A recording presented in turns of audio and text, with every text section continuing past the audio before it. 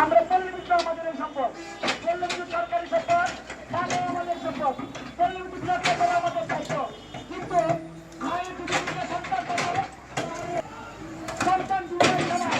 আমার খাবার বাঁচাতে হবে, আমার পল্লীবিদ্যুৎ বাঁচাতে হবে। একসাথে বাঁচিয়ে সেই আমরা পরিকল্পনা গ্রহণ করছি। আপনারা কেউ আন্দোলন করবেন না, আমাদের এখানে মুরব্বীদের দায়িত্ব দেওয়া আছে। আমরা কতটুকুই পারছি, কেউ উশৃঙ্খলতা করবেন না। আর বিএনপি যদি প্রকাশ্যে কমানো যায়,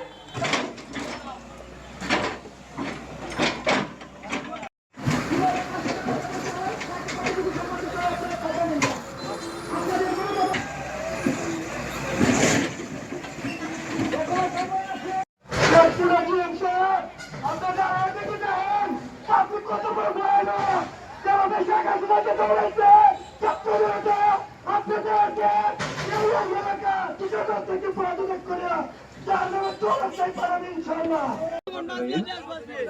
আমি জেনারেল ম্যানেজার হিসাবে এই কিশোরগঞ্জ পল্লীবিদ্যুৎ সমিতিতে আমি বিগত ডিসেম্বর থেকে এখানে কর্মরত আছি। আসলে আপনারা যে খালপুরের কাজটা করতেছেন এটা কিন্তু এলাকা বৃহত্তর জনগণের স্বার্থে করতেছেন। আমি যত শুনতে পাইতেছি 4-5টা গ্রামের লোকজন পানিবন্দী আছে, এই জন্য আপনারা এই কাজটা করতেছেন। এটা কিন্তু মহৎ উদ্যোগ। যাই হোক, এখন অতীতে কি হয়েছে না হয়েছে এটা আসলে আমি বেশি দিন হয়নি, আসতে আমার 6 মাস এখনো হয়নি। হ্যাঁ, এই বিষয়টা এখন আমি জানতে পারলাম। মানে ওনারা আসছিলেন, আমি ওনাদের সাথে আমার সাথে সাক্ষাৎ হয় নাই। আমি হয়তো বিভিন্ন কাজে বাইরে ছিলাম, কথাবার্তা সেভাবে বলতে পারি নাই। তো যদি বলা যেত তাহলে সলিউশনটা আগেই হয়ে যেত। প্রথমে আমি আপনাদের সকলকে ধন্যবাদ দিতে চাই এবং আপনাদের সকলের প্রতি আমি কৃতজ্ঞতা প্রকাশ করতে চাই। আপনারা এত চমৎকার একটা আয়োজন করেছেন, এত চমৎকার একটা উদ্যোগ আপনারা নিয়েছেন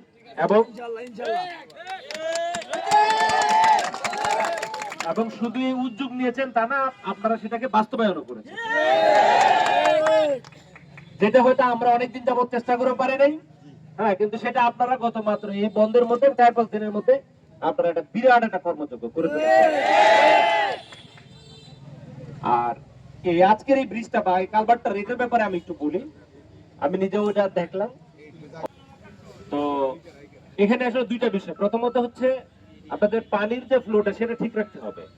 ঠিক না রাখলে আপনারা সেই পানির মধ্যে ডুবে থাকবেন। আর 2 নম্বর বিষয় যেটা, এই অফিসটাও চালু রাখতে হবে। এই অফিসটা বন্ধ হয়ে গেলে কিন্তু আবার আরেক সমস্যা। ওনারা যদি বিদ্যুতের যে সার্ভিসটা সেটা যদি না দিতে পারে তাহলে আমরা কিন্তু অন্ধকারের মধ্যে আমাদের বসে থাকতে হবে। তো আমাদের দুইটা ঠিক রাখতে হবে। এখন মোটামুটি অর্ধেকের মতো ভাঙা হয়েছে। এখন এই অফিসটাতে এখানে কিন্তু একটা সাব স্টেশনও আছে ভিতরে। এখানে কিন্তু অনেক বড় বড় গাড়ি ঢুকে বের হয়, অনেক বড় বড় যন্ত্রাংশ নিয়ে ঢুকতে হয়, বের হতে হয় রেগুলারই।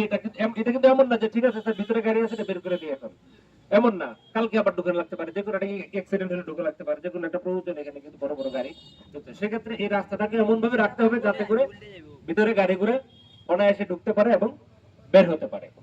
তবে এটা কোনো পার্মানেন্ট সলিউশন না, কারণ যেহেতু নিচে দিয়ে যে পানির যে রাস্তাটা আছে, আমি শুনলাম যেটা যে ওখানে যে পাইপ গুলো যেটা দেওয়া আছে সেটা খুব ন্যারো, খুব বেশি বড় না, হয়তো 4-5 ফিট মনে হয় না, আরো কম। আচ্ছা যাক, এখন এটা কোনো পার্মানেন্ট সলিউশন না। এখানে আমরা বসে যেটা চিন্তা করেছি সেটা হচ্ছে দুইটা চিন্তা আমরা করেছি। প্রথমত হচ্ছে আমাদের পিআই অফিসের মাধ্যমে কিছু ছোট ছোট ব্রিজ হয়, এটা আপনারা জানেন, ছোট ছোট ব্রিজ হয় 30 মিটার পর্যন্ত। হ্যাঁ, এখন এই জায়গাটা একটু ম্যাপে দেখতে হবে এটা 30 মিটারের মধ্যে আছে কিনা। হ্যাঁ, তাহলে আমরা এখানে পিআই অফিসের মাধ্যমে একটা ব্রিজ আমরা দিতে পারবো। কিন্তু এখানে আবার আরেকটা ব্যাপার আছে, ওনাদের আবার বড় বড় গাড়ি ঢুকে, এক একটা গাড়ির ওজন 25 টন 30 টন এরকম, মানে লোড টোড সহ। হ্যাঁ, তো এই যে বড় বড় গাড়িগুলো যে ঢুকে, এই লোডটা ওই ব্রিজটা নিতে পারবে কিনা সেটা একটা বিষয়। এখানে আমি পিআই সাহেবকে আসতে বলছি, উনি আসতেছে, উনি আসলে পরে আমরা এটা মেজারমেন্ট করবো এবং দেখবো যে গাড়ি ওই লোড এই ব্রিজ নিতে পারবে কিনা। যদি নিতে পারে তাহলে পিআই অফিসের মাধ্যমে আমরা একটা ব্রিজ করে দিব। তবে এখানে একটা বিষয় আছে, সেটা হচ্ছে যে পিআই অফিসের যে ব্রিজ, এই ব্রিজ হইতে কিন্তু অন্তত 6 মাস সময় লাগবে। কারণ এটা তো আমরা আজকে বলতেছি, এটা তালিকা করে আমরা এতে পাঠাবো, মিনিস্ট্রিতে পাঠাবো, সেখান থেকে অনুমোদন আনা টানা এগুলো সব ইচ্ছার সব জানে। হ্যাঁ, এগুলো টোটাল প্রসেস হইতে এবং ব্রিজ হওয়া পর্যন্ত মোটামুটি 6 মাসের মতো লেগে যাবে। এটা হচ্ছে একটা চিন্তা আমরা করেছি। আরেকটা চিন্তা হচ্ছে, এখানে আমরা আরেকটা পিআই অফিসের ব্রিজটা যদি না হয় তাহলে আমরা ওনাদের অফিসের মাধ্যমে ওনারাই একটা ব্রিজ করবে, কিন্তু ওনাদের যেমন এরকমই সময় লাগবে নাকি আরো বেশি সময় লাগবে, আরো বেশি সময় লাগবে, ওনাদের হয়তো আরো 1 বছর লাগতে পারে। এখানে আমরা হচ্ছে প্রথম ট্রাইটা করবো, যদি 6 মাসের মধ্যে যদি হয়ে যায়, পিআই সাহেবকে আমি আসতে বলছি, আসলে পরে এই ব্রিজটা যদি হয়ে যায় তাহলে আমরা ওটা করে ফেলবো, কিন্তু 6 মাস সময় লাগবে। আর যদি ওটা যদি না হয় তাহলে ওনারা যে ব্রিজটা করে সেটা আমরা করে দিই। ঠিক আছে।